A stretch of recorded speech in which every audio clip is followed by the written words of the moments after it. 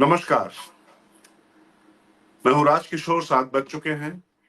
राज की बात लेकर आपके समक्ष उपस्थित हो चुका हूं और पश्चिम बंगाल में जो कुछ हुआ और जो कुछ हो रहा है, शायद इसकी कल्पना जो इसके पीछे मास्टरमाइंड थे उन्होंने भी नहीं की थी कि ये बात यहां तक चली जाएगी।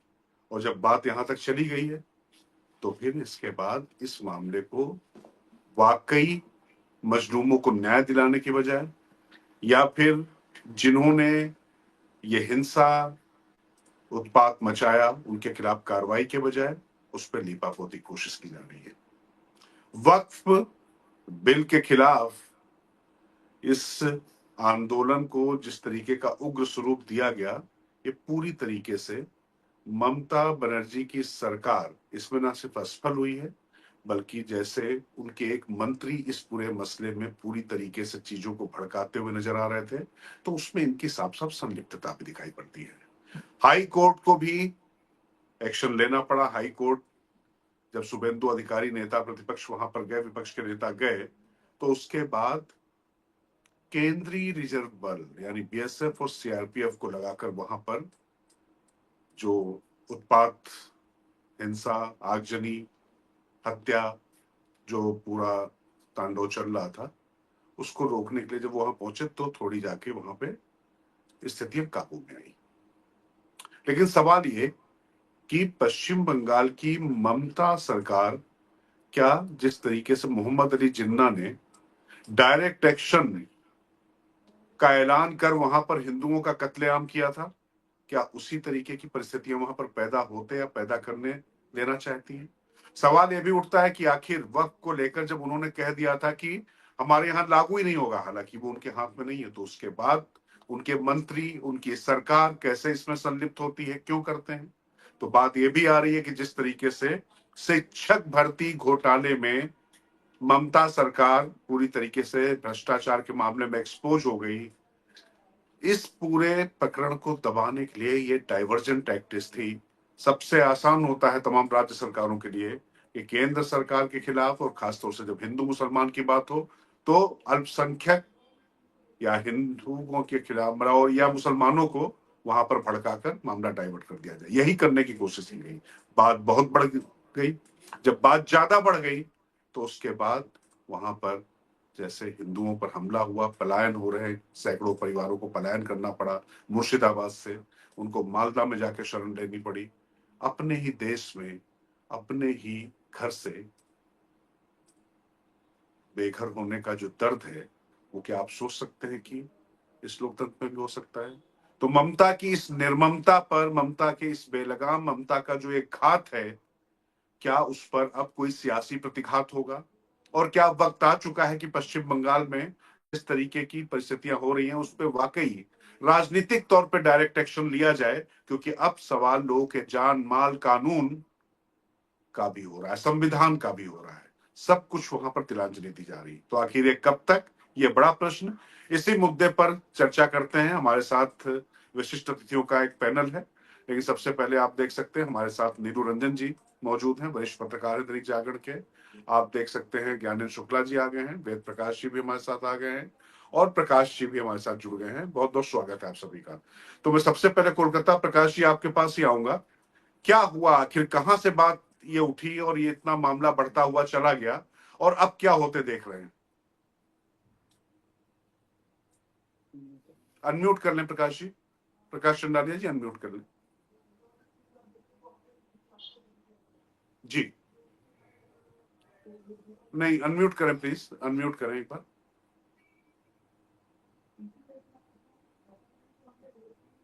नहीं, आपका अनम्यूट नहीं हो रहा प्रकाश जी। एक बार आप दोबारा आइए, मैं फिर दोबारा आपके पास आ जाऊंगा। आप एक बार देखिए ज्योतिरा जी, बोलिए बोलिए सर। हो गया। ठीक, आवाज आ रही है सर? आवाज आ रही है जी हाँ आ रही, बोलिए बोलिए प्रकाश। नमस्कार राजकिशोर जी और सभी साथी पैनलिस्टों को भी मेरा नमस्कार, दर्शकों को भी नमस्कार। पश्चिम बंगाल के जो हालात 8 तारीख के बाद से हुए हैं वो बड़ा आश्चर्यजनक, आश्चर्य पैदा करता है, क्योंकि जब देश में कानून पारित हो गया वक्फ बिल के ऊपर में और राष्ट्रपति की मुहर लग गई, उसके बाद बाकी प्रदेशों में भले कुछ ना हुआ हो, लेकिन सबसे पहले ममता बनर्जी ने ये घोषणा कर दी कि हमारे राज्य में हम इसको लागू नहीं होने देंगे। अब इस कानून में क्या प्रावधान है, ये राज्य में इनको लागू करने या न लागू करने की आजादी है या नहीं, इसके बारे में मुझे पूरी जानकारी नहीं है। लेकिन उसके बावजूद जिस प्रकार से वहां पर संदेश खाली शमशेरगंज में हुआ, सूती में हुआ और सारी जगहों पर हुआ, पूरा मुर्शिदाबाद इसके चपेट में आ गया। और सबसे बड़ी बात है कि जब सरकार आपको ये कह रही है मुसलमानों को कि हम वक्फ कानून को बंगाल में लागू नहीं होने देंगे, उसके बाद सरकार पर गुस्सा निकालना, पुलिस की गाड़ियों पर हमला करना, एसडीपीओ की गाड़ी को जला देना और जो गैर सरकारी प्राइवेट जिस लेवल तक गाड़ियों को नुकसान पहुंचा गया, दुकानों को तोड़ा गया है, जिस प्रकार घरों को तोड़ा गया, और जिस प्रकार सबसे बड़ी बात तो ये है कि शमशेरगंज में एक पिता और पुत्र को घर से निकाल के मारा गया, 3 लोगों की हत्याएं हो गई हैं, और जिस बड़े पैमाने पे ये सारा सब कुछ हुआ है, पुलिस की नाकामी और या पुलिस का उन लोगों को, उपद्रवियों को संरक्षण, ये सबसे बड़ा प्रश्न है। ममता बनर्जी की सरकार 2011 में जब से सरकार में आई है, उसके बाद राजकिशोर जी इस प्रकार के दंगे बहुत हुए हैं। संदेश खाली की बात कर लीजिए, चाहे और भी कर लीजिए, जब चुनाव आता है तब तो विरोधी पार्टियों के कार्यकर्ताओं की हत्याओं की खबर प्रत्येक दिन अखबारों में आती है, मीडिया में आप लोग भी हमेशा उठाते रहते हैं। लेकिन ऐसे विषय पर जब सरकार कह रही है कि हम वक्फ कानून को लागू नहीं करेंगे, और उसके बाद भी अगर आज सैकड़ों परिवारों को अपना घर छोड़ करके पलायन करने को मजबूर होना पड़े, ये बहुत दुखद बात है।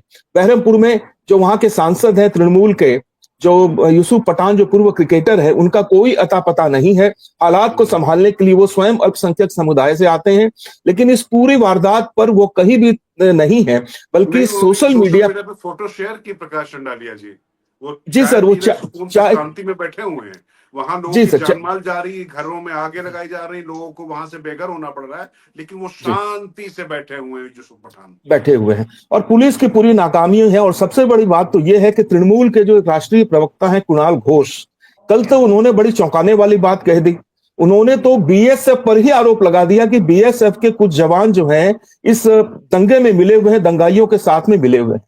राजकिशोर जी, मेरे मन में एक प्रश्न उठता है कि बात सिर्फ वक्फ बिल का विरोध करने की तक नहीं है, वक्फ कानून का विरोध करने तक की नहीं है। देखिए, जो मुर्शिदाबाद जिला है, उसके पास में ही बांग्लादेश है, बांग्लादेश की सीमा से लगा हुआ है। वहां पर मुर्शिदाबाद के ठीक विपरीत बांग्लादेश की साइड की अगर बात करें तो वहां पर चंपई नवाबगंज का इलाका पड़ता है, और वहां पर कोई बैरिकेडिंग नहीं है, वहां पर किसी प्रकार का कोई बैरियर नहीं लगा हुआ है, और वहां से आसानी से घुसपैठ होती है। और आप ये भी अच्छी तरह जानते हैं कि बांग्लादेशियों की घुसपैठ बंगाल में कोई नई बात नहीं है।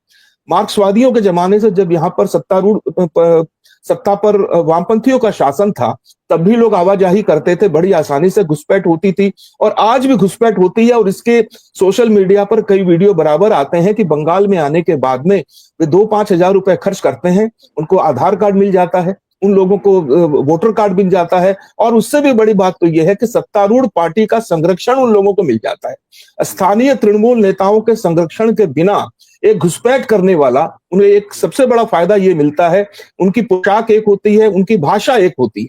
जो भाषा बांग्लादेश में बोली जाती है वही कमोबेश इस अंचलों में बोली जाती है। तो इस इतने बड़े पैमाने पे जो दंगा हुआ है, राज्य सरकार चाहे उसे माने या न माने, लेकिन सच्चाई कहीं ना कहीं मुझे ऐसी लगती है इसमें बांग्लादेशी घुसपैठियों का भी हाथ हो सकता है। क्योंकि हाल के दिनों में बांग्लादेश की जो स्थिति है, हिंदुओं पर जिस प्रकार अत्याचार किया गया है, और चुन चुन करके यहाँ पर घर से लोगों को निकाल निकाल कर मारा जा रहा है, और आज 500 से अधिक लोग अपना इलाका, मुर्शिदाबाद का इलाका छोड़ करके मालदा में शरण लेने के लिए मजबूर हुए हैं। आज की बात अगर करें राजकिशोर जी, तो आज भी भांगुड़ का इलाका है, वहां पर काफी बड़े पैमाने पर पुलिस की गाड़ियों को तोड़ा गया है, आग लगाई गई है, रास्ते में पुलिस के 5 गाड़ियों को क्षतिग्रस्त किया गया है। इतने बड़े पैमाने पर हजारों की संख्या में अल्पसंख्यक समुदाय के लोग रास्ते पर उतर आए, और जो तांडव मचाया है, ये पुलिस की नाकामी है। कहीं ना कहीं पुलिस जो भयभीत भी है। और आपको याद होगा कि जब घटना का पहले दिन, जिस दिन जंगीपुर में घटना की शुरुआत हुई थी राजकिशोर जी, उस दिन तो पुलिस की यह स्थिति थी कि पुलिस के 6 जो कर्मी हैं, पश्चिम बंगाल पुलिस के 6 कर्मियों को वहां पर एक दुकान में संरक्षण लेना पड़ा, शटर बंद करना पड़ा, वे दुकान में घुस गए। वे लोगों की सुरक्षा के लिए वहां तैनात किए गए थे, और उन्हें उपद्रवियों ने जब पिटाई करनी शुरू कर दी उनकी, तो उनको स्वयं दुकान में संरक्षण लेना पड़ गया।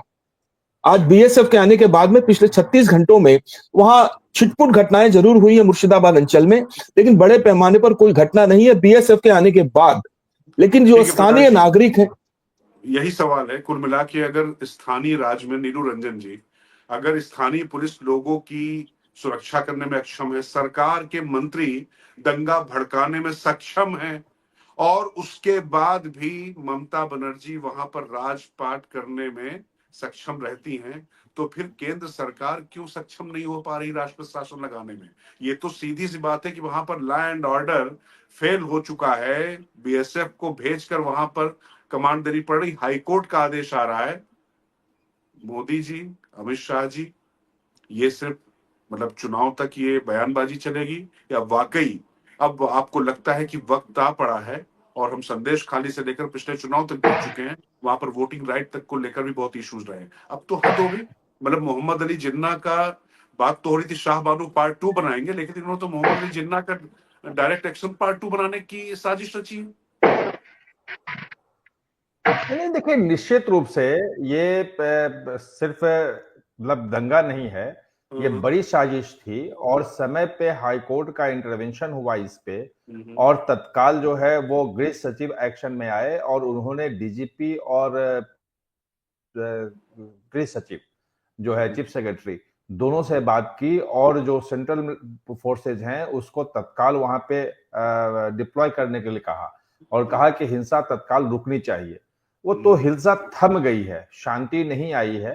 500 मतलब 200 घरों में आग लगाई गई, जैसा बता रहे थे, 500 लोग विस्थापित हुए हैं, वहां एक डर का माहौल है। लेकिन ये कोई एक दिन की बात नहीं है। दरअसल जब शाहजहां शेख जैसे लोगों को आप पालेंगे, जो संदेश खाली का जो आप देखा ही, जिक्र भी आपने किया, तो वो तो किसी के हाथ में रहते ही नहीं है। आप ईडी सीबीआई की टीम पे वहां झगड़ा मतलब हमला होते देख रहे हैं, और यही ममता बनर्जी उनकी सरकार के मंत्री कहते थे कि वहां क्यों जा रहे हैं, बिना पूछे चले गए, ऐसे चले गए। तो जब आप उकसाते हैं उनको कि कोई भी अगर केंद्र का कर्मचारी आए, जो इन्फोर्समेंट एजेंसी के लोग आए, तो वहां पे आप हमला कर सकते हैं, तो वो आपके ऊपर भी हमला करेंगे। जो मुझे लगता है कि अगर आप सीए को देखें, तो सीए जब कानून पास हो गया था और जब रुकवाने का कोई जरिया नहीं बना, तो पूरा शाहीन बाग का दिल्ली में हुआ और शाहीन बाग खड़ा किया गया। फिर बाद में दिल्ली में दंगे हुए और 3-4 साल तक वो कानून नहीं आ पाया। एक झूठ फैला के किया गया उसको कि ये मुसलमान चली जाएगी उनकी, जबकि लागू होने के बाद ऐसा कुछ नहीं हुआ।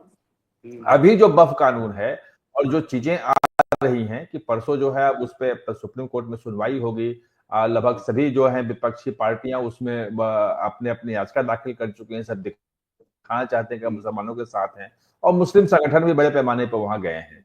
अब वहां शुरू होना है, लेकिन सबको ये पता है कहीं ना कहीं से अंदर से डर है कि जिस ढंग से जेपीसी में चर्चा हुई, कितने लोगों के उसमें राय लिए गए, करोड़ों लोगों के, और उसके बाद पूरी बहस 16-16, 17-17 घंटे जो है रात पूरे बहस होने के बाद पास हुआ है।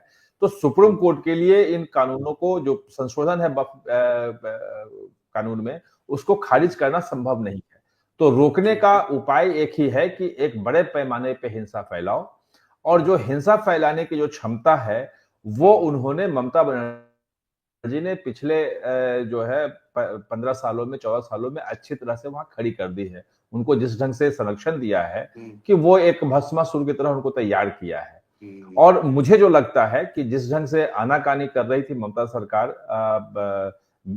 ये बीएसएफ बुलाने में या सीआरपीएफ को बुलाने में देर कर रही थी और हाईकोर्ट को उसमें करना पड़ा, तो ये कहीं ना कहीं पूरी एक साजिश थी कि इतने बड़े पैमाने पे हिंसा फैला दी जाए कि सरकार डर जाए या सुप्रीम कोर्ट भी दबाव में आ जाए कि फिलहाल कुछ दिनों के लिए कम से कम स्टे लगा दिया जाए कानून पे और इसकी सुनवाई लंबे समय चले। क्योंकि डर ये भी है कि सुप्रीम कोर्ट कहे कि हम सुनवाई करेंगे, पहली सुनवाई में वो नोटिस जारी करेगी कि भाई हमें जवाब चाहिए, वो बाद में बहस होगी और स्टे न लगाए। स्टे नहीं लगाने पे होगा क्या कि इसके नियम बनेंगे, कानून लागू होना शुरू हो जाएगा, बोर्डों का गठन शुरू हो जाएगा, जैसा 370 के मामले में हुआ था। अनुच्छेद 370 पर आप ध्यान है कि तमाम याचिकाएं दाखिल होने के बाद भी लंबे समय तक वो चलता रहा, लेकिन वहां तब तक वो 2 भागों में बट भी गया, वहां पे चुनाव भी हो गए, सब कुछ हो गया। तो ये स्थिति बनती है। तो ये जो पूरा का पूरा हिंसा हुआ है वो वहां पे हुआ है। दिल्ली में बाकी जगहों पे क्यों हिंसा नहीं हुई, उसके पीछे कारण है कि पीएफआई को बिल्कुल बैन कर दिया गया, डिसमेंटल कर दिया गया। दिल्ली में हिंसा और दिल्ली शाहीन बाग के पीछे पूरा का पूरा पीएफआई का ऑपरेटर्स था और पूरे पीएफआई खत्म होने के बाद कोई ऐसा संगठन बचा नहीं है जो इस ढंग से हिंसा फैला सके। वो हिंसा फैलाने वाला जो लोग थे, जो हैं, वो वहीं के हैं। एक और बात कर दूं कि मुर्शिदाबाद को ही अकेले आप देख लें तो वहां लगभग 1 लाख हेक्टेयर वक्फ की जमीन है। अधिकांश जमीन पे कब्जा है और रसूखदारों का कब्जा है। वक्फ कानून आने के बाद वो कब्जा खत्म होने की आशंका है। उनकी जो लाखों रुपए की, करोड़ों की कमाई हो रही है वो खत्म हो जाएगी, उनका रसूख खत्म हो जाएगा। तो एक हिंसा फैला करके डरा देना कि भाई आप इसको नहीं ले सकते हो वरना लॉ एंड ऑर्डर का सिचुएशन क्रिएट हो जाएगा, ये कोशिश हो रही है। ये सब दिखाई पड़ रहा है। लेकिन ज्ञानेंद्र जी आपके पास आना पड़ेगा। कई बार क्या होता है कि ऐसा लगता है कि इतिहास तो आप जाने दीजिए, ऐसा लगता है कि वर्तमान से भी हम नहीं सीखते हैं। इतिहास में जो कुछ हुआ है उसको छोड़ दीजिए। अभी जो बात प्रकाश चंडालिया जी कह रहे थे कि बगल में पश्चिम बांग्लादेश में जो कुछ हुआ, मुर्शिदाबाद से लगी सीमा है, जो बातें वहां पर हुई, जिस तरीके की तस्वीरें पड़ोसी देश में थी, अब वो तस्वीर हमें हिंदुस्तान में दिखाई पड़ रही है। हमारे अपने लोग जो है वहां पर मारे जा रहे हैं और मारने वाले अगर सीमा पार से आए हुए घुसपैठिए हैं तो ये मामला और ज्यादा भी गंभीर हो जाता है। लेकिन सवाल ये कि सिर्फ ये कड़ी निंदा कब तक, घात का प्रतिघात कब? देखिए अभी एक पहले जो मैं बात की शुरुआत करूंगा, प्रकाश सर अभी जब कह रहे थे तो मैं उसको थोड़ा सा उस पर दर्शकों को बताना चाहूंगा कि ये जो वक्फ का जो कानून बना हुआ है, ये दरअसल हमारे जो संविधान की आर्टिकल 245 और 246 यूनियन लिस्ट की और कंकरेंट लिस्ट यानी समवर्ती सूची, इस पर केंद्र सरकार को कानून बनाने का हक है। केंद्र सरकार ने उसी के तहत इसको जब बनाया और समवर्ती सूची में डाला है, थर्ड में जो उसमें है। और वो समवर्ती सूची में आने के बाद से, क्योंकि समवर्ती सूची के लिए केंद्र और राज्य दोनों ही उससे संबंधित कानून बना सकते हैं, लेकिन हमारे संविधान में ही आर्टिकल 254 और 256 है। 254 कहता है कि अगर कोई भी ऐसा कानून बनता है तो उसमें केंद्र जो कानून बनाएगा उसको प्राथमिकता दी जाएगी। अगर एक ही विषय कोई ऐसा कंसाइड कर रहा है, केंद्र के उसको प्राथमिकता दी जाएगी।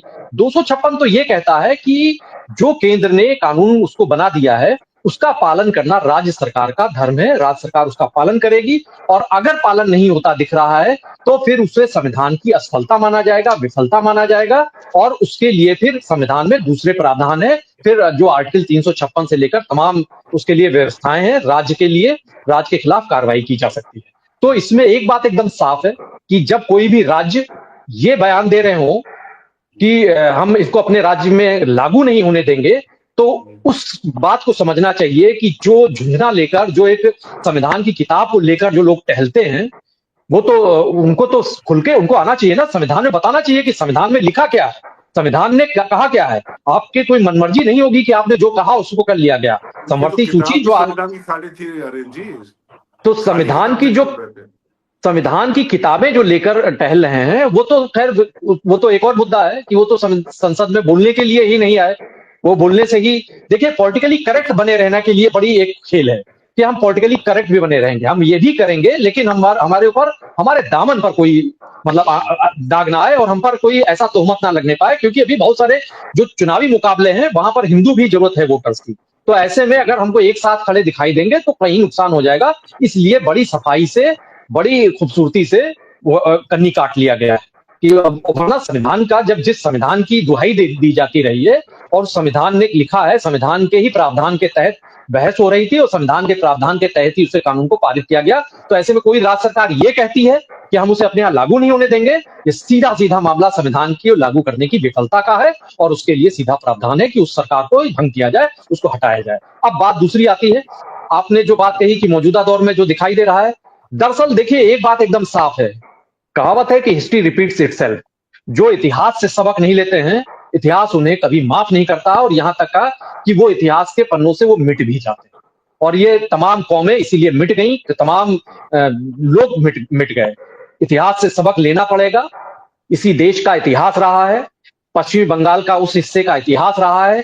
16 अगस्त 1946 डायरेक्ट एक्शन डे, जिसका आपने अभी जिक्र किया था, जिन्ना ने आह्वान किया था कि अब हम सीधे प्रत्यक्ष कार्रवाई करेंगे, डायरेक्ट एक्शन लेंगे, और उस डायरेक्ट एक्शन में कौन मारा गया, क्या हिंसा हुई, किस तरीके से दुष्कर्म हुआ, हैवानियत भी उसके आगे शर्मिंदा हो जाए।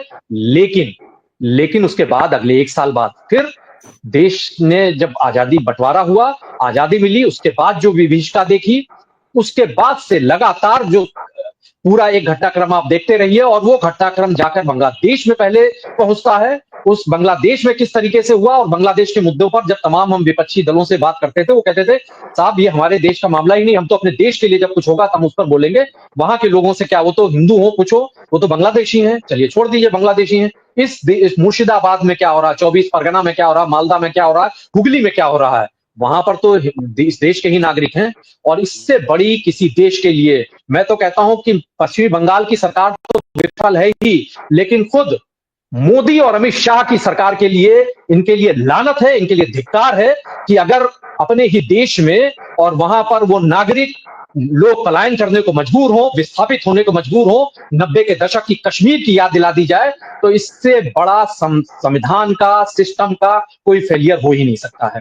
तो यहाँ पर पूरा एक बात एकदम तथ्य दिखाई दे रहा है, इतिहास से हमने कोई सबक नहीं लिया, हिंसा लगातार जारी है। और हिंसा का आप देखिए, वक्फ का जो कानून आया उस पर बहस हुई, जेपीसी में गया था, पिछले साल जब लाया गया था, जेपीसी में जाने के बाद से इस पर बाकायदा बहस हुई कई घंटों में, और हमने तस्वीरें भी देखी। हमने तस्वीरों में ओवैसी को हंसते हुए, वो कुर्सी पर चारों तरफ बैठे हुए जेपीसी के मेंबर्स के साथ हंसते हुए जगदम्बिका पाल के सामने बैठे हुए थे, बाकायदा ठठाके लगा रहे थे, और वही ओवैसी वहां पर उसके पन्ने फाड़ते हुए दिखाई दे रहे हैं।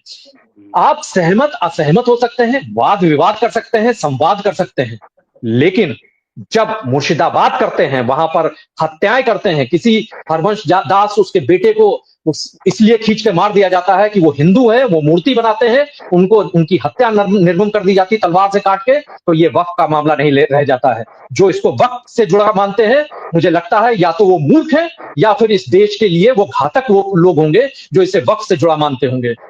मूर्खता का परिचय अब इस देश को बहुत ज्यादा देना नहीं चाहिए, क्योंकि ये अघोषित युद्ध वहां पर सीधे दिखाई दे रहा है, जहां पर क्यों मारा गया। वक्फ का जब अगर कानून होता, वक्फ के जो नियम है उस पर आप बात करते हैं, और सुप्रीम कोर्ट में जब मामला गया है तो इंतजार भी हो सकता था, और इंतजार होने के पहले ही ये आप डायरेक्ट एक्शन जो कर रहे हैं, ये बता रहा है कि इतिहास दोहरा रहे हैं, और दोहराया जा रहा है, भविष्य में भी दोहराया जाएगा। और बांग्लादेश से उठी हुई जो आंच है, वो हिंदुओं की, उनके पर कहर है, वो यहाँ पर भी जारी है सिलसिला। तो ये वक्फ का मामला नहीं है, मैं फिर से कहूंगा, वक्फ का मामला बिल्कुल नहीं रह जाता है, उसकी आड़ में एक बड़ा खतरनाक साजिश और एजेंडा चलाया जा रहा है। और मुझे बड़ा दुख है कि उस मामले में राज्य सरकार तो फेलियर है ही, केंद्र सरकार जिस तरीके से बात कर रही है, हम एक दौर में देखते थे निंदा हुआ करती थी, कड़ी निंदा, उससे भी कड़ी निंदा, अति कड़ी निंदा, महाकड़ी निंदा, प्रचंड निंदा, तो ऐसी निंदाओं से काम नहीं चलेगा, और जनता सवाल पूछेगी, और बीजेपी के इन्हीं केंद्र सरकार में जो लोग बैठे हुए हैं, इनके कॉलर पकड़ेगी, उनसे सवाल पूछेगी कि आपके निंदा से काम नहीं चलेगा, क्योंकि इनकी निंदा अगर होगी, कड़ी कार्रवाई की बात होगी, वो धमकी वहां पर जो मार दिए गए हैं, उनकी जिंदगी दोबारा वापस नहीं ले आएगी, जिनके घरों को जला दिया गया, जो अपने घर से भागने को मजबूर हुए हैं, क्या उनको आप उनके लोगों को मार दिया गया, महिलाओं के साथ बदसलूकी हुई, क्या आप उसको वापस ला सकते हैं उस स्थिति में? तो अगर नहीं ला सकते हैं, तो फिर ऐसी किसी निंदा को, लानत है ऐसी किसी निंदा पर, धिक्कार में करता हूँ जी। ठीक है। अब देखिए, चूंकि मैंने पहले तमाम तीनों वरिष्ठ पत्रकारों से ये जानकारी, प्रकाश जी के पास गया मैं, चूंकि वो वहां पर बैठे हुए हैं और जो देख रहे थे, उन्होंने एक पर्सपेक्टिव, एक तस्वीर दी। उसके बाद नीलू रंजन जी दिल्ली से होम मिनिस्टर तमाम चीजें देखते हैं, ज्ञानेंद्र जी वकील भी हैं, पत्रकार भी हैं, शायर भी हैं, लेकिन सबसे बड़ी बात है कि वो तमाम इन मसलों पर बहुत बारीकी से नजर रखते हैं और बात करते हैं। लेकिन अब मैं आ रहा हूँ वेद भूषण जी, आपके पास आ रहा हूँ, आपके पास आखिरी में इसलिए आ रहा हूँ, तमाम जानकारी शायद जो आपके पास, वैसे तो आप बहुत अलर्ट रहते हैं, लेकिन इन तीन मूर्धन्य लोगों ने सारी जानकारी दे दी, वहां के हालात बयां कर दिए। लेकिन अब बात यह कि पुलिस के तौर पर हमने तो आपको, अब आप रिटायर्ड अधिकारी, हमने आपको बिल्कुल एक्शन में देखा है, आपको डायरेक्ट एक्शन लेते हुए देखा है तमाम चीजों पे, पर जो परिस्थितियां वहां पर बनी हुई हैं, उसके बाद राज्य सरकार की पुलिस और जो हालात है, उस पर आपकी त्वरित टिप्पणी और निदान। देखिए राजकिशोर जी, पहले तो मैं आपको मुबारकबाद देता हूं, बहुत लंबे टाइम बाद हम लोग जुड़े हैं, और मुझे लग रहा है कि जिस तरह से आम आदमी पार्टी का आपने समाप्ति और अंत उसको श्रद्धांजलि दे दी, अब लगता है नहीं कि मैंने शायद नहीं किया, बंगाल के मैंने अंदर भी नहीं नहीं उसमें मेरा कोई रोल नहीं नहीं, नहीं मैं आपका जनता बड़ा के पक्ष योगदान, में आपका सच्चाई बहुत बड़ा दिखाता हूँ, योगदान, सच्चाई दिखाता आपका हूँ, बहुत सिर्फ बड़ा सच्चाई दिखाता योगदान है। नीलू रंजन जी हंस रहे हैं, हमारे साथी हंस रहे हैं तमाम, आपका बड़ा हूँ। भारी योगदान है। छोड़िए इस बात को, समाज के अंदर एक बहुत बड़ा मैसेज जाता है सोशल मीडिया पर, जब हम लोग डिस्कस करते हैं, जो समाज के बुद्धिजीवी लोग हैं तमाम चीजों को समझते हैं और तमाम चीजों को अप्रिशिएट करते हैं। तो मुझे अब लगता है कि शायद राजकिशोर जी अपने बुलंद आवाज जरूर उनकी बंगाल तक पहुंचेगी और इस सरकार का खात्मा आज नहीं तो कल होना है। आपने अभी जिक्र किया बंगाल की हिंसा का, बंगाल में हिंसा का एक बहुत बड़ा दौर रहा है, कम्युनिस्ट पार्टी का बहुत लंबा शासन जी, और बहुत बेहतरीन चीफ मिनिस्टर के साथ वहां पर देखा है कि जो लगभग 34 साल तक चीफ मिनिस्टर रहे, उनका नाम पूरा हिंदुस्तान जानता है, आज भी जानता है, ही इज नो मोर। परंतु अब जो जिस तरह से अब आपने अंत की तरफ उसका इशारा कर दिया है, तो आज नहीं तो कल इसका अंत होना है, क्योंकि अब आप पीछे लग चुके हैं। तो कम्युनिस्ट पार्टी आज नामो निशान नहीं है। अब वहां पर जिस तरह से कम्युनिस्ट पार्टी को लोग धिक्कारते हैं, तमाम तरह की बातें उनके बारे में होती है, वो इतिहास बन चुका है। परंतु आप जिस दिशा में आप जा रहे हैं बिल्कुल सही दिशा में जा रहे हैं। तो ये इसलिए बड़े इंपॉर्टेंट होता है कि ये जो दंगे हैं मालदा के अंदर या वेस्ट बंगाल के अंदर, इवन कलकत्ता जो वहाँ की कैपिटल है, वो एक सारा स्पॉन्सर्ड प्रोग्राम है। वो चाहे बांग्लादेश से स्पॉन्सर्ड होता है, ममता बनर्जी की तरफ से होता है, या तृणमूल की तरफ से जो तमाम मुस्लिम संगठन वहां पर कर रहे हैं। वक्फ तो एक बहाना है, वक्फ से पहले भी वहां बहुत बड़े दंगे हुए हैं, पूरे हिंदुस्तान ने उन दंगों को देखा है। ओवैसी जिस तरह से भड़काते हैं और तमाम जो लोग भड़काते हैं, वो बांग्लादेश तब और से जो तमाम वहां पर फाइनेंस तमाम तरह की चीजें वहां पर आती हैं। अभी लैंग्वेज की बात आ रही थी, मैं बहुत बारी वहां पर गया हूँ, बहुत ज्यादा वहां हालात इतने, अब तो अभी फिर भी ठीक है। जब वहां पर कम्युनिस्ट का शासन था और दिल्ली के अंदर टेररिस्ट घुसे हुए थे, ट्रांजिस्टर काम हो रहे थे, वहां पर एक नीला हाटी जगह है मालदा के नजदीक है। नीला हाटी में जब मैं एक किसी बहुत बड़े टेररिस्ट को अरेस्ट करने के लिए, मुझे नया सब इंस्पेक्टर था, मुझे वहां पर भेजा गया कि आप इसको अरेस्ट करके लाओ। उसका नाम था महेंद्र सिंह खालसा, वो दुनिया में के अंदर नहीं है। जब मैं वहां पर गया तो वहां के एसएचओ ने हाथ खड़े कर दिए। वहां पर सरकार की हालत ये थी, कम्युनिस्ट पार्टी का शासन था, कि वो नहीं चाहते थे कि किसी भी तरह से वहां पर दिल्ली की सरकार या दिल्ली पुलिस या सेंट्रल गवर्नमेंट वहां इंटरफेयर करे। तो वहां की स्थिति और दूसरे स्टेट से बिल्कुल अलग है। वो लोग नहीं चाहते कि सेंट्रल गवर्नमेंट का वहां पर इंटरफेरेंस हो, वहां पर कोई उनकी दखलंदाजी हो।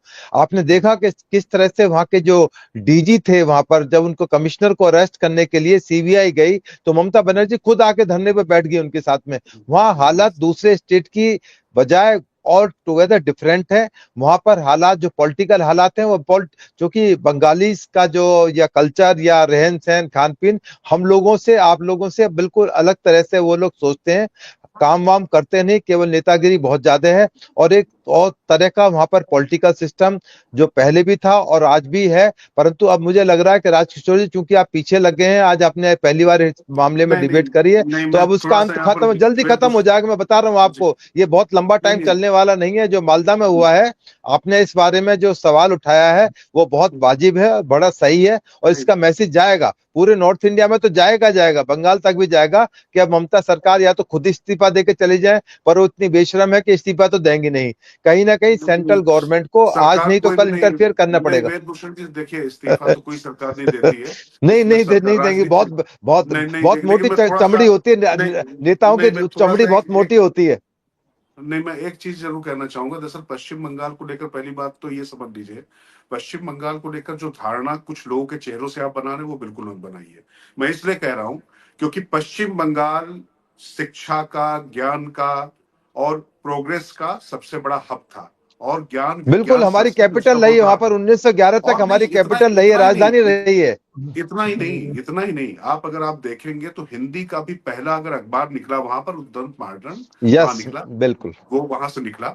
तो इस लिहाज से जिस तरीके की बौद्धिक शून्यता आज की तारीख में इस पूरे प्रकरण पर चुप्पी तमाम लोग की जो है, वो निश्चित तौर पर हम सुनते रहे हैं कि मतलब जो है लगातार, कि जिसकी संतति को मतलब कहते हैं ना कि मतलब जो देश और समाज पर लड़ने मरने को जो तैयार नहीं, उसकी संतति को जीने का अधिकार नहीं। ये जो बातें कही जाती रही हैं, तो कुल मिला के पश्चिम बंगाल चाहे क्रांति हो, चाहे स्वतंत्रता का आंदोलन हो, तो इस लिहाज से था। लेकिन अब वहां पर जिस तरीके के लोग, प्रकाश जी, जिस तरीके की राजनीति चल रही है और जो बातें चल रही, मतलब सिंगूर नंदीग्राम का संग्राम करके वहां की विकास की धारा रोक दी जाती है। पहले लेफ्ट का जो लाल सलाम था वो विकास की पूरी कब्र बना देता है। उस कब्र को मुक्त करने की बजाय ममता बनर्जी वहां पर और ज्यादा विकास का शमशान बनाती हुई दिखाई पड़ती हैं। ये शब्द मुझे नहीं इस्तेमाल करनी चाहिए, लेकिन पश्चिम बंगाल की सियासत का जो रक्त चरित्र है, वो पहले जो सियासी होता था, अब सीधे सीधे धार्मिक आधार पर ये जो परिस्थितियां बनती चली आ रही हैं इन राज्यों में, और वो करवाते हुए लोग दिखाई पड़ रहे हैं, सरकारें साफ साफ दिखाई पड़ रही। क्या ये न्यू नॉर्मल मान लिया जाए पश्चिम बंगाल का? क्या ये रक्त चरित्र कभी वहां के लोगों को नहीं समझ में आता? भद्र लोक की बात होती है, और इस भद्र लोक में इतनी अभद्रता तो पूरे देश में कहीं नहीं होती है। ये क्या है? मतलब क्या इसको मान लिया जाए कि ऐसे ही चलता रहेगा और अब वहां पर कोई निदान नहीं है? राजकिशोर जी, बहुत अच्छा लग रहा है कि हमारे सभी साथी और विद्वान पैनलिस्टों ने अपने अपने तरीके से अलग अलग पक्षों को बहुत विस्तार के साथ, बहुत अच्छे तरीके से और बड़ी ईमानदारी से रखा। बुद्धिजीवियों का प्रसंग भी आया, वामपंथियों के 34 साल के शासन की बात भी हुई, सब कुछ हुआ, सिंगूर की बात भी आप कर ही रहे हैं। ममता बनर्जी जब 2011 में जब सत्ता में आई, उस वक्त उन्होंने नारा दिया था परिवर्तन का। 3 बड़े प्यारे शब्द उन्होंने चुने थे, मां, माटी और मानुष, और एक नारा था उनका, बदला नहीं बदलाव। ये सारे बड़े इतने लोक लुभावने नारे थे कि पश्चिम बंगाल की जनता को ऐसा लगा कि हम 34 साल से एक ही शासन को देख रहे हैं, वामपंथियों के शासन को, और कहीं ना कहीं उनका संगठन में भी कमजोरी आ रही थी, तो एक बदलाव किया जाए, और बदलाव हुआ। सिंगूर बहुत बड़ा बना, नंदीग्राम का आंदोलन हुआ, पुलिस ने गोलियां चलाई, लोगों की मौत हुई, और जो कुकर्म वहां पर जो जिस तरीके से हुआ, उसके बाद में उस लोगों में नाराजगी रही और ममता बनर्जी का शासन आया। ममता बनर्जी का जब शासन आया तब एक उम्मीद जगी थी कि यहां पर पश्चिम बंगाल में वर्षों के बाद में एक औद्योगिक क्रांति होगी। 34 वर्षों के ज्योति बासु और बुद्धदेव भट्टाचार्य के राज में औद्योगिक क्षेत्र में इतना पलायन हुआ, यहाँ बड़े बड़े उद्योग जो थे वो बैठ गए। उद्योग में इन्वेस्टमेंट की बात पश्चिम बंगाल के पूरे हाशिए पर चली गई थी। उम्मीद जगी थी कि नया आएगा, लेकिन ममता बनर्जी ने जिस तरीके देश के सबसे बड़े औद्योगिक घराने टाटा को अपमानित किया, ये पूरे देश में एक संदेश गया, और उसके बाद से आज तक पश्चिम बंगाल के औद्योगिक क्षेत्र की अगर बात करें तो पूरा शनि ग्रह बैठा हुआ है। बड़ी बड़ी बात करती हैं ममता बनर्जी, बंगला का ग्लोबल समिट करती हैं, कभी स्पेन जाती हैं, कभी लंदन जाती हैं, इन्वेस्टमेंट के नाम पर आंकड़े आपको बड़े प्यारे दे दिए जाएंगे कि लाखों करोड़ का इन्वेस्टमेंट आ रहा है। आज तक इस प्रकार का कोई बड़ा इन्वेस्टमेंट नहीं दिखाई पड़ रहा है। यह जरूर है कि ममता बनर्जी का वोट बैंक जो है, या तो 33% मुसलमान वोट है जिनको वो अपना रिजर्व बैंक मानती हैं, या फिर वो लक्ष्मी भंडार, जहां 1000 रुपए, 1200 रुपए या 1500 रुपए गरीब लोगों को दिए जाते हैं।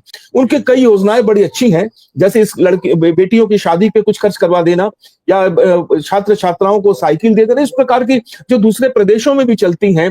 ये सारी कुछ जो आकर्षक चीजें हैं वो लोगों को आकर्षित करती है। ममता बनर्जी को वोट मिलता है, और सबसे बड़ी बात यह है कि एक पैनलिस्ट ने बहुत अच्छा कहा कि वामपंथियों का जो संगठन है वो पूरी तरह से कमजोर हो गया, उनका वोट बैंक पूरा 0 हो गया। बंगाल विधानसभा में उनका कोई प्रतिनिधि नहीं है, संसद में पूरा शून्य बराबर है। अब इस परिस्थिति के अंदर देखिए, जिस बदलाव की बात थी, बुद्धिजीवी वर्ग जो वामपंथियों के साथ था, उनका एक बड़ा हिस्सा जो है तृणमूल के साथ में आ गया है। जो ब्रात्य बसु पश्चिम बंगाल का शिक्षा मंत्री हैं, वे स्वयं वामपंथियों के खेमे में हुआ करते थे। आज वो मौन है, मजबूर है, और सत्ता में बैठे हुए हैं, उन्हें अपनी कुर्सी बचानी है। वे कैसे ईमानदारी के साथ में सत्ता के विरोध में आवाज उठाएंगे? और जिन लोगों को आवाज उठानी थी वे आवाज नहीं उठा रहे हैं। और दूसरी बात कि वामपंथियों के जमाने में सोशल मीडिया उतना एक्टिव नहीं था, आज सोशल मीडिया एक्टिव है। आप सोशल मीडिया पर ममता बनर्जी की सरकार के खिलाफ में अगर थोड़े करारे शब्द कह दें, अगर कड़ाई के साथ में आप इस सरकार को कुछ कह दें, तो उनकी पुलिस की ओर से आप पर लगातार कई केस कर दिए जाएंगे। यहाँ कई सोशल मीडिया के ऐसे लोग हैं जो बड़ी ईमानदारी से सत्ता की आंख खोलने का काम करते हैं, लेकिन उन पर दर्जनों केस रसीद कर दिए गए। कई ऐसे सोशल मीडिया वाले हैं, तो लोग डर रहे हैं। एक कार्टूनिस्ट ने ममता बनर्जी के खिलाफ एक कार्टून बना दिया था, राजकिशोर जी, उसको जेल में डलवा दिया गया था, कई दिन तक वो रहा था। यहां पर लोग आवाज नहीं खोल सकते। जो बड़े मीडिया घराने हैं, जो मुख्य धारा की पत्रकारिता करते हैं, वो चाहे इलेक्ट्रॉनिक मीडिया हो, वो चाहे प्रिंट मीडिया हो, दोनों की एक ही गति है, ममता बनर्जी से खुल करके आप प्रश्न नहीं कर सकते।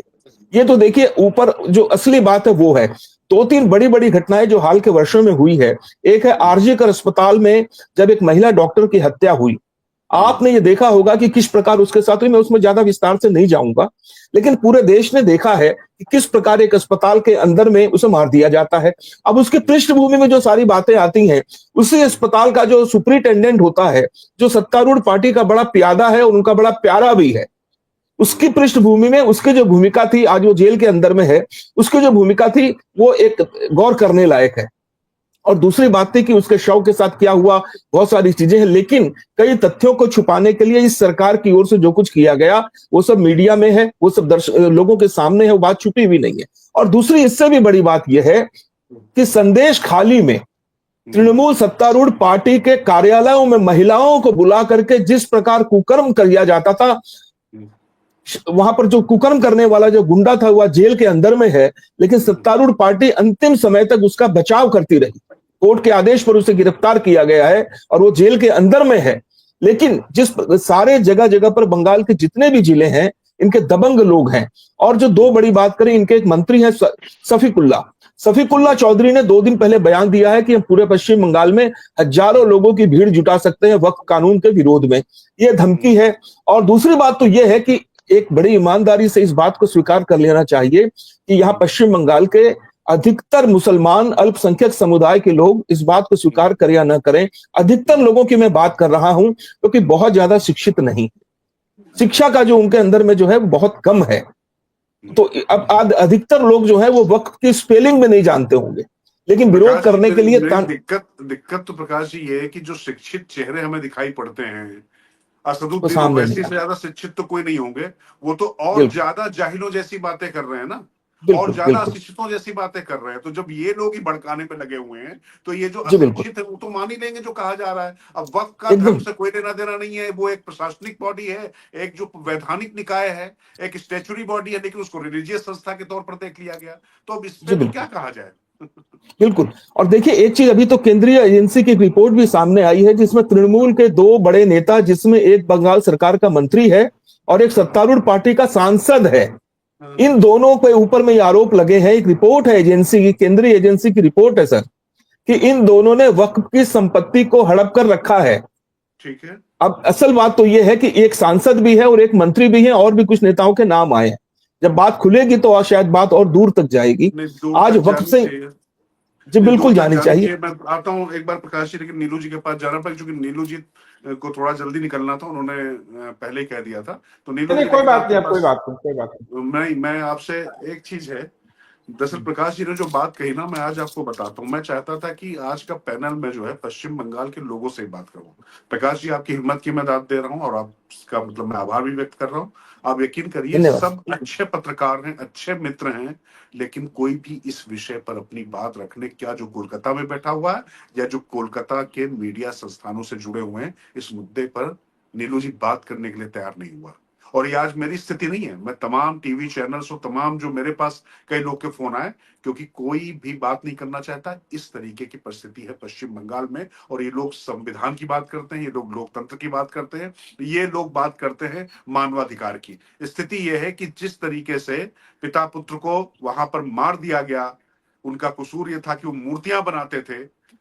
इस तरीके की परिस्थितियों में चीजें चली, लेकिन सवाल यही है कि संदेश खाली हो जाएगा, सब कुछ हो जाएगा, लेकिन केंद्र अब क्या करेगा भाई। जो बात ज्ञानेंद्र जी उठा रहे हैं कि मतलब कुल मिला के लोगों को उनके हाल पर छोड़ दिया जाए, अब सब किया जाए। शुभेंदु अधिकारी को भी कोर्ट में जाकर आदेश कराना पड़ता है बीएसएफ को वहां भेजने के लिए, लेकिन केंद्र क्या कर रहा भाई। वो तो उत्तराखंड के बाद से सन्निपात हो गया था, मणिपुर में भी जो है राष्ट्र शासन, मैं राष्ट्र शासन का समर्थक नहीं हूं, लेकिन जब परिस्थितियां इस तरीके की जा रही हैं और जो क्लास और जो सारी चीजें हैं, कुल मिला के वहां पर लैंड एंड ऑर्डर के लिए आपको केंद्रीय एजेंसी बुलानी पड़ रही है, तो क्यों नहीं, फिर इसमें इतनी देरी क्यों।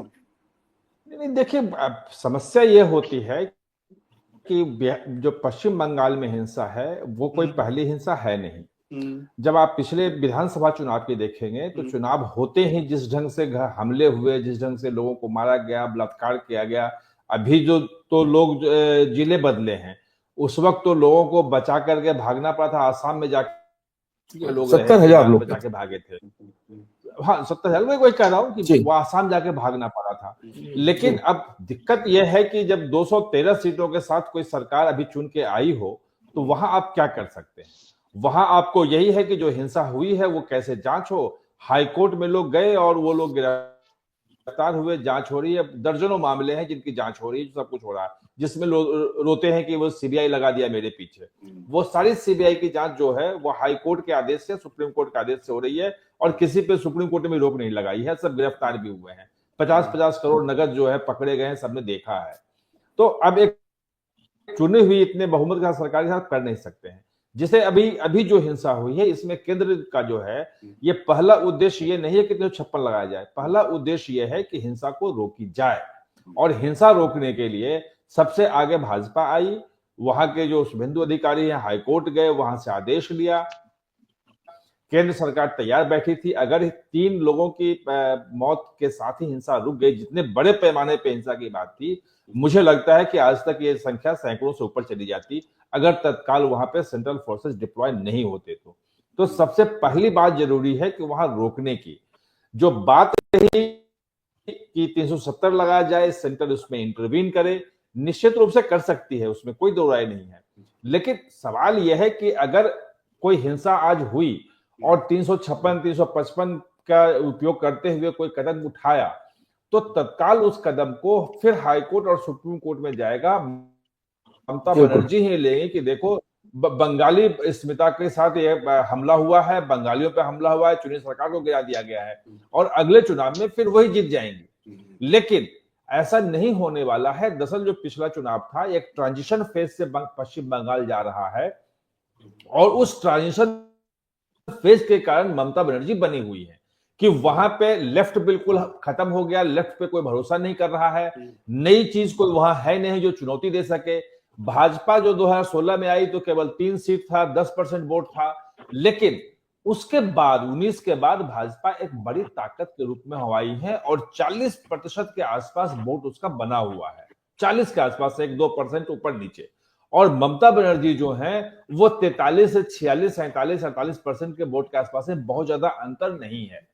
तो अब जो जनता वहां पे तैयार है वो चेंज करने के लिए तैयार है। ये मालूम है ममता बनर्जी को भी, ये मालूम है मैं सच तृणमूल बताऊं, कांग्रेस मुझे इस बात से बिल्कुल फर्क नहीं पड़ता है कि ममता बनर्जी वहां पर सीएम बने या शुभेंदु अधिकारी बने। मुझे फर्क इस बात से पड़ता है कि वहां पर जो भी सीएम बने वो वाकई वहां पर हिंसा को रोक पाए और जिस तरीके से पिता पुत्र की हत्या हुई और जो चीजें हो रही वो मेरे लिए ज्यादा महत्वपूर्ण है। बात उसकी नहीं है। जो हत्या हुई है उसकी जांच होगी और जिसने भी की है, अगर एनआईए की जांच होती है, सीबीआई को, मुझे लगता है सीबीआई को जांच चली जाएगी, वो होगा। लेकिन मुख्यमंत्री बदलने से ये होगा कि जो 400 किलोमीटर की सीमा बिल्कुल खाली है, जहां बाढ़ नहीं लग रहा है, जहां पे ममता बनर्जी सरकार जो है वो जमीन नहीं दे रही है, वो बाढ़ लग नहीं पा रहा है। इसीलिए जो अभी बता रहे थे प्रकाश जी कि जो बांग्लादेश है वहां से लोग फ्री आते जाते हैं, सब घुसपैठ हो रहा है और हो सकता है वहां से लोग भी आए हो इस मारपीट में हिंसा करने के लिए। तो सरकार बदलने से ही सब कुछ होगा। हिंसा स्थायी रूप से तभी रुकेगी, घुसपैठ तभी रुकेगा जब वहां चेंज करेंगे। पश्चिम बंगाल में जो आज स्थिति है, एक परिवर्तन देख चुके हैं ना नीलू जी। लाल सलाम गया, नहीं, इतनी जल्दी में जाइए। जो आज पश्चिम बंगाल की स्थिति है उससे बुरी स्थिति 15 साल पहले आसाम की थी, इससे बहुत ज्यादा बुरी स्थिति थी। लेकिन आपने देखा कि पिछले 10-15 सालों में आसाम में 40% पॉपुलेशन है मुस्लिम का, पश्चिम बंगाल में 30% है, 10% ज्यादा है। तो जब सरकार बदलती है तो बहुत कुछ होता है। हमें ये कोशिश करना है कि जो नी जर्क रिएक्शन से बोलते हैं कि कुछ आया तो अब क्या हो गया, अब क्या करें, बिल्कुल सोच समझ के सभी कदमों से कैसे पहले इस हिंसा को रोकें, हिंसा अगर रुक जाती है तो फिर हम आगे क्या करें, इसको कैसे चीजें चेंज करें। क्योंकि एक दिन में राष्ट्रपति शासन लगाने में तो लग जाएगा, लेकिन वो समस्या का समाधान नहीं है। समस्या का समाधान है हिंसा रोकें और वहां स्थायी रूप से एक जो मुस्लिम परस्त, जो बांग्लादेशी परस्त सरकार जो है, जो मुसलमान, मतलब जो शाहजहां शेख जैसे लोगों को प्रश्रय देती है, जो तमाम जो गुंडों को प्रश्रय देती है, उससे कैसे मुक्ति जनता को दिलाएं। और मुझे लगता है कि अब पश्चिम बंगाल की जनता पूरी तरह समझ भी गई है। जो भद्र लोग अभी तक मतलब बंगाली अस्मिता का कारण ममता बनर्जी के साथ होती थी कि वो पेंटिंग करती हैं, वो कविता लिखती हैं, वो भद्र लोगों को भी समझ में आ गया होगा कि अब ममता बनर्जी के सरकार में उनकी बेटियां, उनकी बहुएं, उनके लोग कोई सुरक्षित नहीं है। चलिए, दरअसल ज्ञानेन जी, नीलू रंजन जी बहुत मतलब संजीदगी से बात कर रहे हैं और जाहिर तौर पर वो केंद्र में जिन लोगों के साथ उठते बैठते हैं लंबे समय तक, मतलब मेरा भी बैठना उठना उन्हीं लोग के साथ होता है, वो कैसे सोचते हैं, वो कैसे बात करते हैं, मुझे दिखाई पड़ रहा है। लेकिन समस्या ये है ना कि जो लोग, मैं सच बता रहा हूँ कि भारतीय जनता पार्टी या भारतीय जनता पार्टी के लोग तृणमूल कांग्रेस के लोगों के साथ में इस तरीके की बात करें तो उस पर भी मेरी आपत्ति होगी। यहाँ मैं दलगत राजनीति की बात ही नहीं कर रहा हूँ, यहाँ पर साफ साफ दिखाई पड़ रहा है कि एक राजनीतिक दल जो मस्तान कहे जाते थे, जो गुंडे कहे जाते थे लेफ्ट के, उन मस्तान को अपनी पार्टी में लेकर आ जाते हैं और वो मस्तान और ज्यादा उग्र और आक्रामक होकर सीधे सीधे, पहले होता था दलगत राजनीति से, आज की तारीख में, अभी बाद में मैं आऊंगा फिर से प्रकाश जी के पास और उसको क्लियर करेंगे, वो सीधे सीधे धार्मिक आधार पर ध्रुवीकृत होते न सिर्फ दिखाई पड़ते हैं और बल्कि वो हर तरीके का जिहाद करते हुए दिखाई पड़ते हैं। और ममता बनर्जी आंख बंद करके बैठती है क्योंकि 30 से 33% का जो उनका फिक्स डिपॉजिट है वोट बैंक का, उनको लगता है कि ये उनके पास में शुरुआत उनको यहां से करनी है। परंतु इन सब परिस्थितियों में जो बात कही जाती है तो ये तो बातें ही हो गई ना कि राजनीति हमारे लिए दोयम है, लोगों का सपोर्ट, लोगों का लाभ, लोगों को सुविधा, लोगों की सुरक्षा सबसे बड़ी। और बात यह है कि लोकतंत्र में अगर कोई प्रचंड बहुमत के साथ आ गया है तो उसके बाद केंद्र को उसको छूने में डरना चाहिए क्योंकि जनता ने मैंडेट उनको दे दिया। जबकि ये नहीं देखा जा रहा, जब हम लोग पश्चिम बंगाल गए तो हमने देखा कि एक पीढ़ी रिटायर हो गई, वोट डालने नहीं जा पाई। मैं सच बता रहा हूं, ऐसे कम से कम 15 केस स्टडी मैंने जाके की संदेश खाली में, उनके पूरे परिवार ने वोट ही नहीं डाला। पहले लेफ्ट वालों ने नहीं डालने दिया, अब ममता नहीं डालने देती, साफ साफ कह देती कि वोट डालने नहीं निकलना है।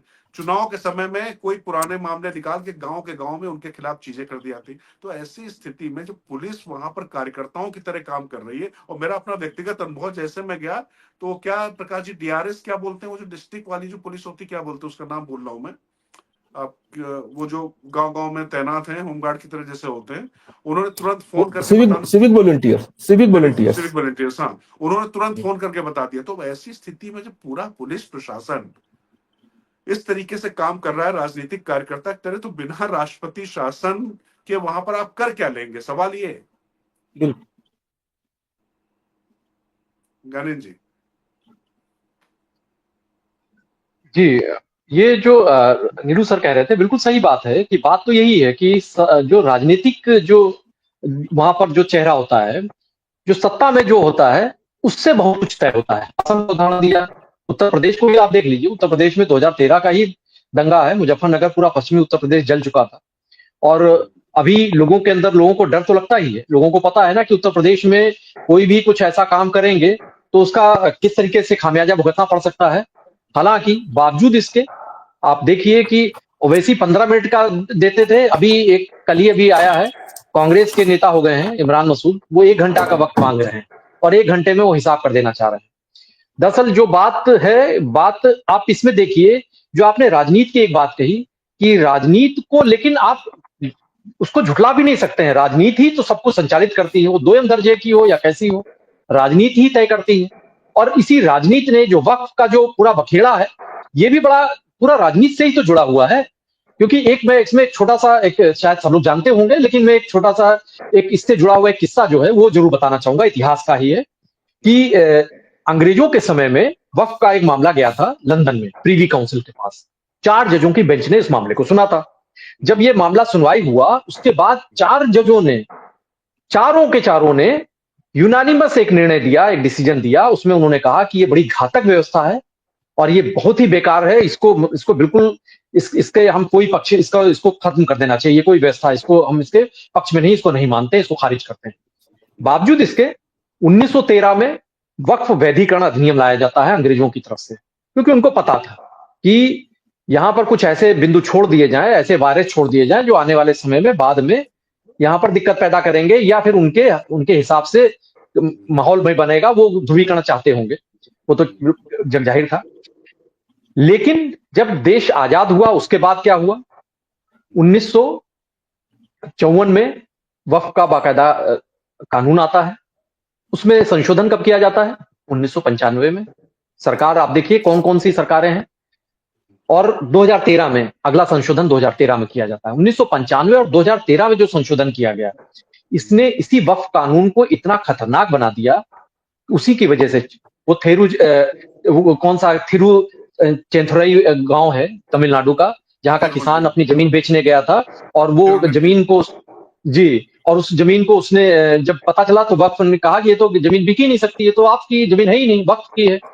सूरत की, चाहे वो नगर निगम का हो, चाहे सूरत की शिव शक्ति सोसाइटी हो, भेंट द्वारका के द्वीप हो, ये सारे मामले। इसके अलावा चर्च भी आ गई हैं। तो बताते हैं कुछ नेता तो शायद चर्च का भी जा रहा था और चर्च वाले भी नाराज थे, तो कई नेता शायद बताते हैं कि वो साउथ में चर्च की नाराजगी की वजह से भी वो नहीं बोल पाए थे। हाँ, लेकिन ये राजनीति, प्रियंका गांधी और राहुल गांधी सिरे नहीं बोले, ये तो साफ हाँ, वो नहीं बोले कि वो पॉलिटिकल करेक्ट बने रहना चाहते हैं, कि वो सबको, मैंने शुरू में भी बात कही थी। तो दरअसल राजनीति दोयम आप करिए, लेकिन वो कहा दोयम राजनीति ही तो सब कुछ जिम्मेदारी, उसमें जिम्मेदार है। आर्टिकल उसमें धारा 40 जोड़ी जाती है, और वो धारा 40 ये कहती है कि आप सोच सकते हैं कि लोकतंत्र में क्या ऐसी भी धारा हो सकती है, किसी अधिनियम में आप बैठे बैठे कानून बना दें। और इस पर तो बहस ये भी होनी चाहिए कि 2013 में जब ये लागू किया गया था तब कितनी बहस हुई थी, कितने विपक्ष की बातें सुनी गई थी, कैसे क्या हुआ था, और किस तरीके से ये आनंद फानंद में बिल पारित कराया गया था 2013 में। और जाती सरकार यूपीए की इसमें संशोधन करके चली गई थी। और जो आर्टिकल, उसका जो आर्टिकल 40 है, 40 है, वो तो सीधे कहता है ना कि वक्फ ने एक बार तय कर दिया कि ये जमीन वक्फ की है। अब जो व्यक्ति है, जिसकी जमीन है, वो अब सिद्ध करे कि वो उसकी नहीं है, कि वक्फ की नहीं है, वो उसके सिद्ध करने का जिम्मा है। मेरा शासन है वहां। और दूसरा आप सोचिए कितनी खतरनाक बात ये कि आप इसका मामला जो ट्रिब्यूनल में जाएगा और ट्रिब्यूनल ने फैसला दे दिया, तो आप उसका जुडिशियल रिव्यू नहीं हो सकेगा। आप किसी भी न्यायालय में पीड़ित होने के बावजूद आप जा ही नहीं सकते हैं। आप लोकतंत्र में उम्मीद कर सकते हैं कि जो दुहाई देते हैं तमाम लोग कि हम भाई अदालत को मानते हैं, अदालत का फैसला सर्वोपरि होगा, तो अदालत में जब आप जा ही नहीं पाएंगे तो फैसला सर्वोपरि कहां से होगा। और दुखद एक और पहलू है, ये तो राजनीति से जुड़ा हुआ है, बात बात में स्वतः संज्ञान ले लेने वाली है हमारे जो मीलार्ड लोग हैं, इनको भी मुझे बड़ा हैरानी होती है कि शायद या तो छुट्टी पर चले जाते होंगे, लंबे वक्त से बाहर चले जाते होंगे विदेश में, या अब तो कई व्यवस्थाएं हो गई, शायद ब्रह्मांड के दूसरे कोने में चले जाते होंगे, कि किसी को भी स्वतः संज्ञान लेने की फुर्सत इसलिए नहीं आती है कि वहां पर जो इन मुद्दों पर स्वतः संज्ञान ले लिया जाता है, तमाम मुद्दों को लेकर राष्ट्रपति राज्यपाल को के विधेयक को अगर राज्यपाल रोकते हैं तो राष्ट्रपति सुप्रीम कोर्ट से पूछेगा। ये तो मेरा फैसला आ सकता है, लेकिन अपने ही देश के नागरिक विस्थापित होते हो, मारे जाते हो, कत्लेआम हो रहा हो, जलाए जा रहे हो, आगजनी के शिकार हो रहे हो, पीड़ित हो रहे हो, वहां पर कोई स्वतः संज्ञान जैसे कोई व्यवस्था नहीं दिखाई देती है। तो मुझे इस जो प्रवृत्ति है, इस पर भी मुझे थोड़ी सी पीड़ा भी है, और मुझे विचार भी लगता है कि ऐसा कुछ तो होता होगा, कुछ तो खास बात होगी कि किसी का भी स्वतः संज्ञान के लिए आत्मा जागृत नहीं होती है, या फिर अपना एक दायरा बना रखा है कि इन दायरों में हम जाएंगे नहीं। हदें जो है पश्चिम बंगाल की तरफ जाते जाते स्वतः संज्ञान की जो भावना है वो कहीं मन के किसी कोने में जाकर उधरस्त हो जाती है। तो शायद ये होता होगा। बहरहाल राजनीति भी जिम्मेदार है, और जो हत्याएं और जिस तरीके से हो रही है, मैंने पहले केंद्र सरकार की भी बात की, राज्य सरकार तो विफलता साफ दिखाई ही दे रही है, पूरा तंत्र विफल है। और आप जो बता रहे हैं कि जब पुलिस और वहां की व्यवस्था ही सरकार का एक टूल हो और सरकार के एजेंडे को लागू करने के लिए आगे बढ़ रहा हो, तो फिर किससे न्याय मांगेगा, किससे उम्मीद करेगा। तो 40% के करीब अगर बीजेपी की वहां पर उनको सपोर्ट मिल रहा है, तो शायद इसी वजह से ये ज्ञानेंद्र जी, ये बात मुझे क्यों कहनी पड़ी कि अभी उत्तर प्रदेश को लेकर माननीय न्यायालय, जिसकी आप अभी बहुत तारीफ कर रहे हैं, उसने जो है कुछ टिप्पणी की थी कि कैसे जो है मतलब वो है पूरी पुलिस यहाँ पर कर रही, लेकिन वो सवाल मौजूद है, मैं उसको बिल्कुल खारिज नहीं कर रहा हूँ। जो चीजें हैं कि कैसे सिविल मामलों को आपराधिक बनाया जा रहा है, उसमें न्यायालय ने बहुत अच्छा संज्ञान लिया, मैं मानता हूँ ठीक किया, करना चाहिए न्याय की। लेकिन न्याय की अवधारणा उत्तर प्रदेश के लिए एक होगी और पश्चिम बंगाल के लिए दूसरी होगी, ये कैसे चलेगा। तो ये राजनीति में सिलेक्टिविज्म हो सकता है। राजनीति में तो समझ में आता है, क्योंकि वोट का राजनीति वोट बैंक की है, तो उसमें तो जैसे भारत का जो सेक्युलरिज्म है वो भी सिलेक्टिविज्म है, वो भी एक वन साइडेड है। तो ऐसे में ही जो ये अदालतें जो बात कर रही हैं, मिलॉर्ड जो बात कर रहे हैं, वो अगर उत्तर प्रदेश का संज्ञान ले लेते हैं, और बिल्कुल करना चाहिए, अगर कहीं पर हदों से बाहर कहीं जाते दिख रहा है, सिविल के मामले आपराधिक मामलों में दर्ज हो रहे हैं, तो बिल्कुल होना चाहिए, अदालतों को मुखर होना चाहिए, और उनका ये दायित्व है, संविधान ने दायित्व दिया है। लेकिन पश्चिम बंगाल तक का अगर सुप्रीम कोर्ट की निगाहें नहीं जा पाती हैं, वहां के जजेस की निगाहें नहीं मिलॉर्ड की जा पाती, स्वतः संज्ञान लेने की स्थिति उन्हें नहीं लगती है, तो मुझे क्या, देश के हर आम नागरिक को बड़ी हैरानी भी होगी, और उन्हें लगेगा कि ये जो कार्यशैली है राजनेताओं की तो है ही सवाल के लायक, जो सरकार चला रहे हैं उनका रवैया भी निराशाजनक है, और सबसे बड़ा सवाल तो फिर न्यायपालिका से जुड़े लोगों का भी है कि उनका भी रुख, पूरा मामला दिखाई दे रहा है कि स्वतः संज्ञान इस मामले में क्यों नहीं लिया गया, कैसे इतना इंतजार किया गया। तो ये तमाम सवाल हैं जो शायद हर आम आदमी को मथ रहे हैं, और आने वाले दिनों में भी मथते रहेंगे। लेकिन फिर मैं अपनी बात को इसी चीज से उसको विराम अभी दे रहा हूं कि ये जो पूरा मामला है, दरअसल ये वक्फ का से जुड़ा हुआ विवाद होता, तो विवाद में तो संवाद होता ना, आप प्रतिवाद होता, आप बातचीत करते, आपको लगता है कि मुद्दा सही नहीं है, तब आप बात करते। आप जाकर किसी मूर्ति बनाने वाले को घर से खींचकर उसके बाप बेटे को आप मार देते हैं, तलवारों से काट देते हैं, लोगों के घरों को जला देते हैं, तो फिर एक बात एकदम साफ है कि ये मामला वक्फ का नहीं है, ये बड़ा हिसाब करना है। ये और वो हिसाब जो तमाम जिहाद की, जो तमाम गजवाए हिंद की जो बातें कही जाती हैं, ऐसा लगता है कि उसी किसी मॉडल को लागू करने की एक बड़ी साजिश, एक बड़ा पूरा षड्यंत्र उसको अंजाम दिया जा रहा है। और अगर इस मामले में मैं गलत हूं, या जो लोग ऐसा सोचते हैं वो गलत हूं, तो अच्छी बात होगी, लेकिन ये बड़ा खतरनाक चलन दिखाई दे रहा है, जहां पर अपने ही देश में लोग विस्थापित हो रहे हैं। 90 के दशक में जब हुआ होगा तो शायद कश्मीर में हम लोगों ने नहीं देखा होगा, यहाँ तो हम सीधे देख रहे हैं कि किस तरीके से हमारे अपने देश के नागरिक अपने घर को छोड़ने को बाध्य है विपक्ष। प्रकाश जी, कुल मिलाकर बात अभी जो नीलू जी और ज्ञानेंद्र जी अभी कर रहे थे, मैं इस पर सीधे अब आना चाहता हूँ। ये राजनीति की तो बात हो रही, लेकिन क्या पश्चिम बंगाल में हम वोट प्रतिशत और तमाम चीजें देख रहे हैं, पर भद्र लोग की जो माँ माटी मानुस की जो एक ममता बनर्जी के साथ जो लेगेसी है, उनकी जो बहुत कल्याणकारी योजनाएं हैं, हमने अरविंद केजरीवाल की भी कल्याणकारी योजनाएं दिल्ली में देखी, हमने बहुत सारी चीजें वहां उस तरीके की देखी, लेकिन क्या अब सिर्फ से पानी लोगों के जाता हुआ आपको दिखाई पड़ रहा है? आपको लगता है कि वाकई ये जो वहां पर अर्बन मिडिल क्लास, खास तौर से जो बहुसंख्यक समाज का है, हिंदू समाज का है, उसके अंदर ये भावना एक अलग तरीके से घर कर रही है? क्योंकि पहले तो हमें लगता था, क्योंकि असभ्य और बर्बर अटल बिहारी वाजपेयी को कहना प्रधानमंत्री के तौर पे अफोर्ड कर सकते थे ज्योति बसु, अपनी सभ्यता का परिचय देते थे वो, लेकिन अभी भी वो मानसिकता क्या बंगाली भद्रलोक में कायम है? राजकिशोर जी, बंगाल में एक बड़ा, हम लोग बोलचाल में कई बार हर किसी को हिंदी में जब किसी से बात करते हैं और कभी किसी पर अगर क्रोध आ जाए तो बड़ी आसानी से उसको असभ्य कहा जा सकता है, हम लोग कह लेते हैं और उसका उतना बुरा नहीं माना जाता। लेकिन बंगाल की सबसे बड़ी अपमानजनक अगर भाषा में किसी को गाली देनी हो तो उसको आप असभ्य कह दीजिए। असभ्य कहना बहुत बड़ी गाली माना जाता है, बहुत बड़ा अपमान माना जाता है। आप किसी ट्रेन में सफर कर रहे हो, बस में सफर कर रहे हो, और पूरी भीड़ में अगर किसी व्यक्ति को आपने अगर असभ्य कह दिया तो ये समझिए कि बहुत बड़ी गाली हो गई। इसका मतलब यह है कि बंगाल सभ्यता में विश्वास करता रहा है। बंगाल स्वामी विवेकानंद, रामकृष्ण परमहंस, नेताजी सुभाष चंद्र बोस की धरती रही है, शिक्षाविदों की धरती रही है। What Bengal thinks today, India thinks tomorrow, ये जो बात है ये बंगाल के संदर्भ में कही गई है। लेकिन आज बंगाल कहां पहुंच गया है? पिछले 50 वर्ष के आसपास का ये कालखंड जो है ना, ये बंगाल के दुर्भाग्य की नींव 50 वर्ष पहले बो दी गई थी। 50 वर्षों के इस कालखंड में सबसे बड़ा दुर्भाग्य ये रहा कि केंद्र और बंगाल की जो सरकारें हैं उनमें दोस्ती कभी नहीं रही। केंद्र में जब इंदिरा गांधी का शासन हुआ करता था, राजीव गांधी का शासन हुआ करता या दूसरी पार्टियों का शासन होता था, तो आमतौर पर इनका विरोध करने वाले वामपंथी हुआ करते थे।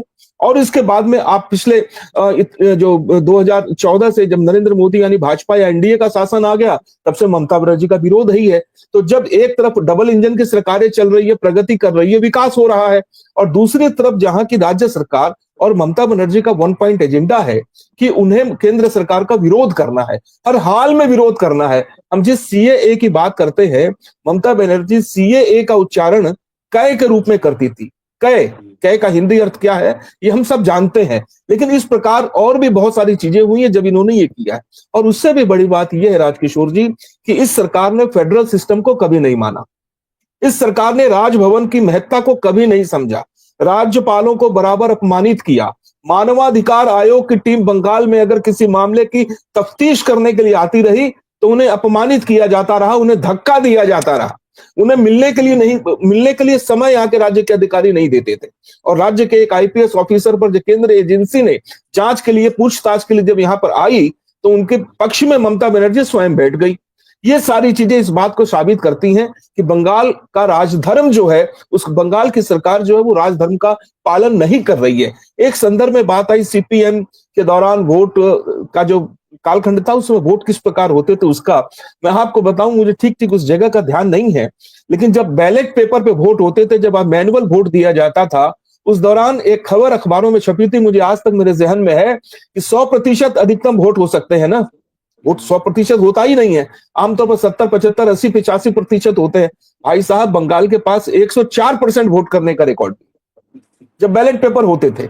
और दूसरी तरफ जो सारी चीजें वामपंथियों के शासन में होती थी, जितने बड़े बड़े कॉम्प्लेक्स उनमें ताले लगा दिए जाते थे, कई दिन पहले से उन्हें डरा दिया जाता था, वो चीजें आज भी चल रही है।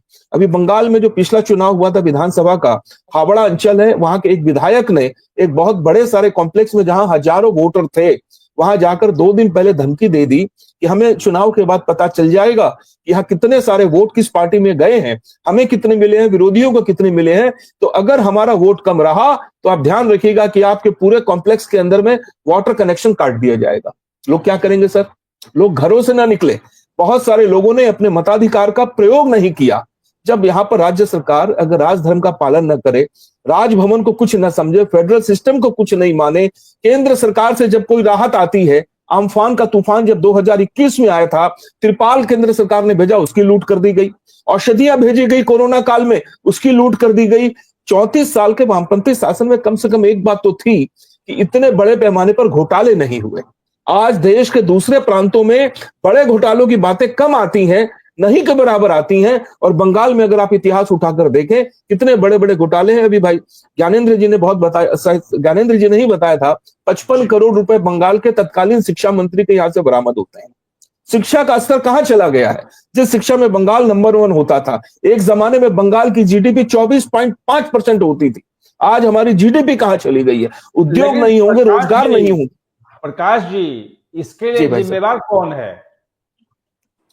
क्या तो ज्योति देखिए, बसु नहीं थे? क्या जितने कैडर उनके थे, जितने सीएम के कैडर थे, क्या वो हिंदू बंगाली नहीं थे? कोई बाहर से कैडर आए थे?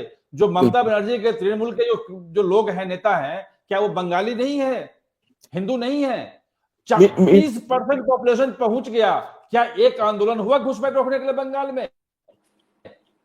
कोई आखिर कब तक आपके दरवाजे पे खड़े होकर आपका हाथ पकड़ के ले जाके वोट करवाएगा? क्या ये संभव है?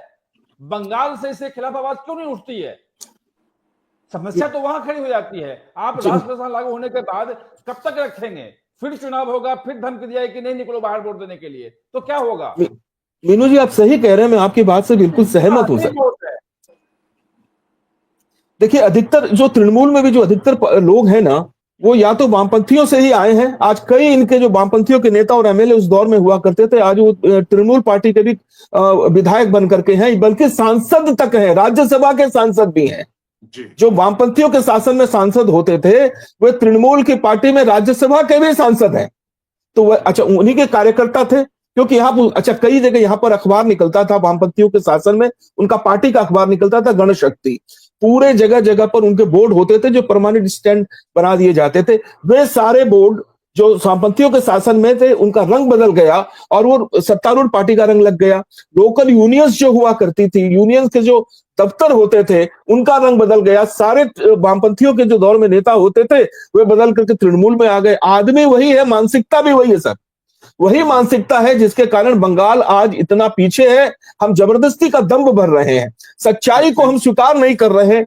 बंगाल विकास चाहता है, लोग बदल रहे हैं। लोगों के अंदर में ये दर्द है कि हमें ऐसी सरकार को बैठा रखा है जो बंगाल के लोगों का विकास नहीं कर पा रही है, लोगों को रोजगार नहीं दे पा रही है। आए दिन सिर्फ और सिर्फ हिंसा की खबरें हैं। और जो डिवीजन पॉलिसी है, जो राजनीति हो रही है हिंदू और मुसलमान में बांटने की, आम जनमानस इसको पसंद नहीं कर रहा है। भाषाई द्वेष, जी मैं भाई। प्रकाश जी थोड़ा माफी चाहूंगा, दरअसल इतनी अच्छी डिबेट चल रही थी, इतनी अच्छी बातें आप लोग कर रहे थे, समय थोड़ा एक्सीड हो गया, तो अब फिर इस पे चर्चा हम लोग करेंगे। लेकिन एक बात तो साफ साफ तभी पैनलिस्ट की बात से समझ में आ रही है कि पश्चिम बंगाल में अब ऐसा लगता है कि कहते हैं ना कि जब कोई उजाला होने को होता है तो वो जो भोर की जो पहली जो किरण की जो पोर होती है उससे पहले सबसे ज्यादा अंधेरा होता है, तो लगता है बड़ा शायद अच्छा वो शेर भी वक्त है आ इस गया पर। है। जी, आप पढ़ दीजिए तो उसके बाद ही आगे अं, बढ़ते हैं। अंधेरी रात नाम ही नहीं लेती ढलने का, अंधेरी रात नाम ही नहीं लेती ढलने का, ए सूरज यही तो वक्त है तेरे निकलने का। क्या बात है, बहुत खूब। चलिए, अब हम मानते हैं, और मैं फिर कह रहा हूं, मैं किसी राजनीतिक दल के लिहाज से नहीं, लेकिन कम से कम पश्चिम बंगाल को उसका पुराना गौरव बोध, और सबसे बड़ी बात है कि आप कुछ भी कर रहे हो, लोगों की जान माल उनके धर्म और जाति और पार्टी की पहचान के आधार पर तो ना जाए, इतना तो कम से कम एक मानवीय जीवन सुनिश्चित किया जा सके, इस तरीके की राजनीति वहां पर हो। तो प्रकाश चंडालिया जी, बहुत बहुत धन्यवाद।